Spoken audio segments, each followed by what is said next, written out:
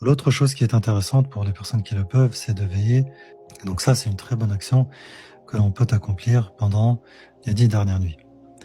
Bien entendu, on peut faire les autres actions comme la lecture du Coran, comme le fait de donner à manger, que ce soit en don pour les personnes qui sont dans le besoin, ou bien faire des repas pour sa famille. Euh, Bien entendu, faire des sadaqat, faire des dons, essayer de faire des dons même en petite quantité, essayer par exemple, tu as un budget de 100 euros, bah donne 10 euros tous les soirs. Ça c'est une très bonne chose puisque si c'est la Qadr, tu auras fait un don.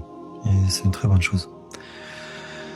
Ensuite, visiter ses proches, c'est une bonne chose, bien entendu, ce sont des bonnes actions, même si, comme on va le dire un peu plus loin, durant ces nuits-là, il faut apprendre à ne pas perdre de temps.